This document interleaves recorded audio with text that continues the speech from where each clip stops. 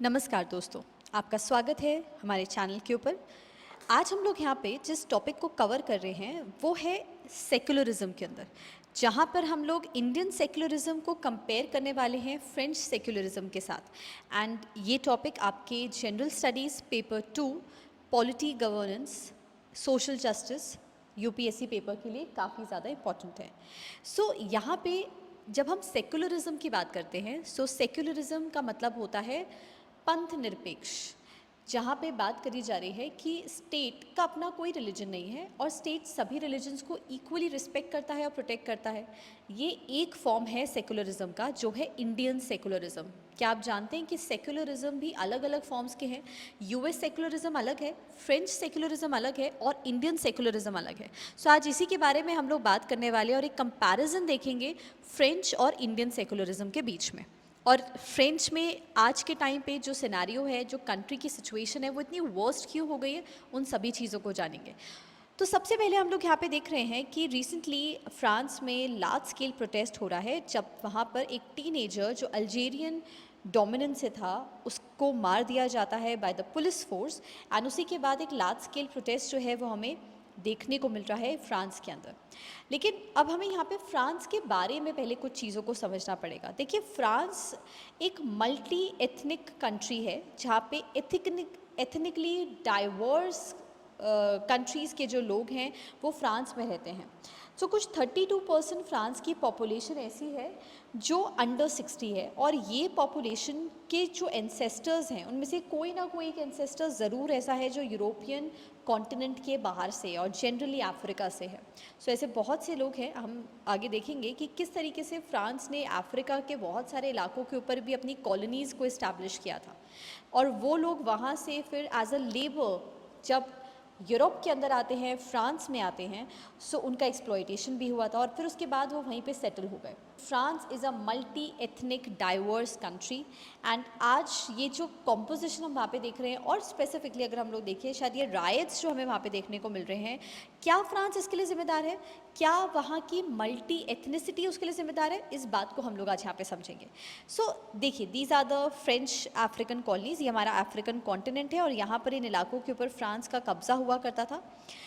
अगर हम लोग फ्रांस की अफ्रीकन कॉलोनीज़ की बात करें, ये बात शुरू होती है 1642 से, जब फ्रांस ने अफ्रीका के रीजन के ऊपर अपने बेस इस्टेब्लिश करने शुरू कर दिया। और सबसे पहले उसने कैप्चर किया मैडागास्कर को 1642 के अंदर। उसके बाद अपना एक पोर्ट बनाया सेंट लुइस पे, जो प्रेजेंट डे सेनेगल रीजन है, 1659 में।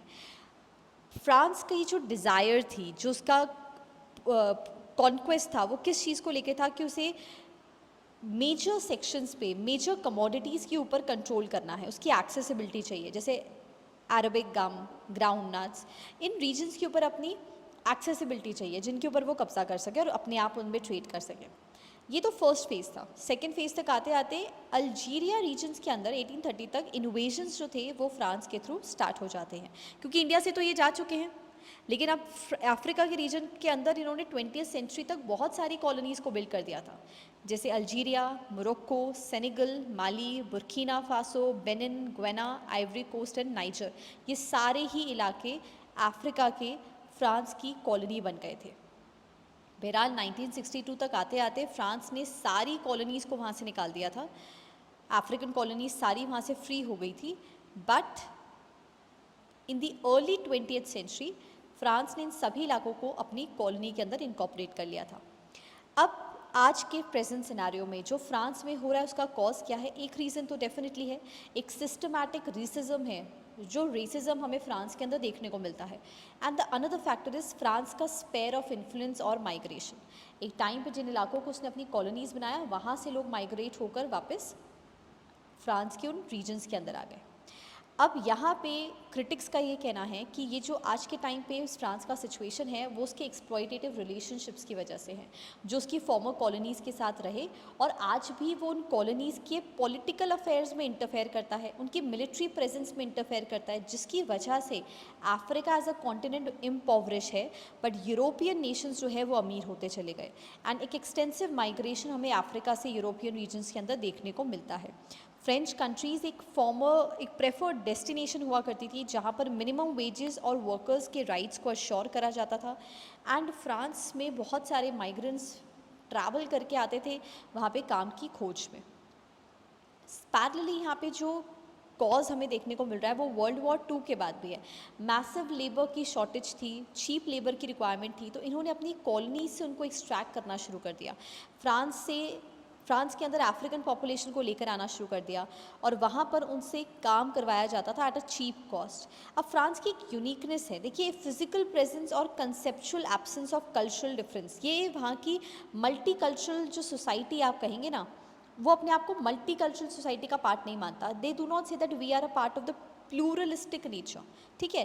दे फोकस ऑन असिमुलेटिंग, वो कहते हैं डाइवर्स पॉपुलेशन को लाओ और हमारे यहाँ पे एसिमुलेट कर दो। So they go by the idea of French ideal, जिसमें वो कहते हैं कि दैट पॉलिटिकल इगैलिटेरियनिज्म होना चाहिए, समतामूलक समाज होना चाहिए, सब बराबर होते हैं।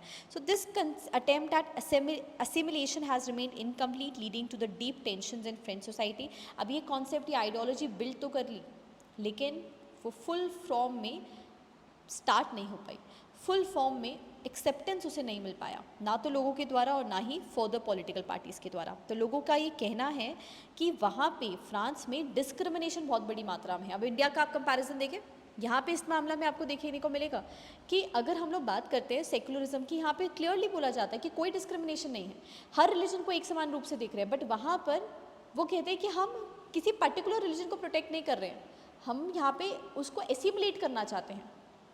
सो अफ्रीकन इमिग्रेंट्स पोरेस्ट है कंट्री में, लोएस्ट लेवल ऑफ एजुकेशन उनके पास, हाईएस्ट लेवल ऑफ अनएम्प्लॉयमेंट है, हाईएस्ट रेट ऑफ क्राइम हमें वहाँ पे देखने को मिलेगा उनमें। एंड स्पेसिफिकली जो पुलिस उसका वायलेंस सबसे ज़्यादा, जो उसका ब्रंट है पुलिस का, वो सबसे ज़्यादा जो बेयर करते हैं वो आपके अफ्रीकन इमिग्रेंट्स ही हैं। सो ये 3 फॉर्म ऑफ सेकुलरिज्म्स आप देख रहे हैं, the US model, the French model and the Indian model. So US model says at arm length distance between the state and the religion. State और रिलीजन के बीच में आपस में कोई संबंध नहीं है, स्टेट जो है वो अलग है और रिलीजन जो है वो अलग है, और स्टेट एंड रिलीजन आपस में कोई इंटरफेयर नहीं करेंगे। फ्रेंच मॉडल की बात करें तो वो कहते हैं there is a total separation between the state and the religion. State अपने तरीके से काम कर रहा है, रिलीजन अपने तरीके से काम कर रहा है। हम किसी रिलीजन को फेवर नहीं करते, कोई अगेंस्ट नहीं है, बट डेफिनेटली हम एथनिसिटीज़, मल्टी एथनिसिटीज़ हमारी कंट्री के अंदर रह रही है, but we are not going to favour any religion. State is almost against the principle of the God. Indian model एक पोरस वॉल है सेपरेशन की। इस पोरस वॉल के अंदर आप देखेंगे बेसिकली स्टेट और रिलीजन के बीच में एक डिफरेंस आपको देखने को मिलेगा। सो हम लोग यहाँ पे देखते हैं the concept of unity in diversity.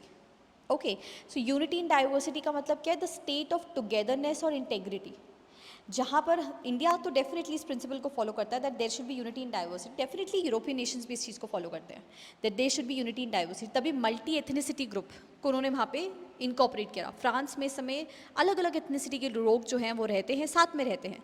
So state of togetherness, integrity despite the presence of infinite diversity. अलग हैं, बहुत अलग हैं, कल्चर्स अलग हैं, लेकिन उसके बावजूद भी साथ रहना है। सो इंडिया में भी you can go through this thing that there is a national integration, growth and development, the global recognition and the peaceful को एग्जिस्टेंस।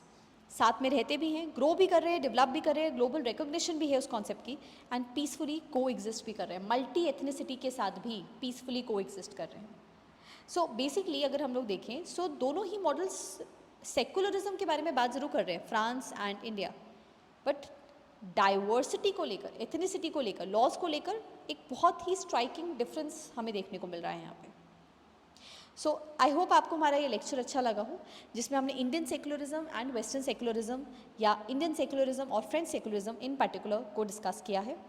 अगर आपको हमारी वीडियो अच्छी लगी हो तो आप हमारे चैनल को सब्सक्राइब कर सकते हैं फर्दर अपडेट्स के लिए। इंस्टाग्राम पे हमें फॉलो कर सकते हैं, जहाँ पे आपको कुछ इंटरेस्टिंग फैक्ट्स आपके एग्जामिनेशन के लिए पता चलेंगे। अगर आप यूपीएससी की तैयारी कर रहे हैं सो हमारे डिस्क्रिप्शन में दिए हुए नंबर्स से आप सारी डिटेल्स वहाँ से ले सकते हैं। हमारे अपकमिंग बैचेस स्टूडेंट्स के लिए स्टार्ट हो चुके हैं एंड पैरेलली स्टेट पीसीएस के लिए भी। सो अगली वीडियो में मिलेंगे स्टूडेंट्स किसी नए टॉपिक के साथ। Till then keep studying. Thank you so much.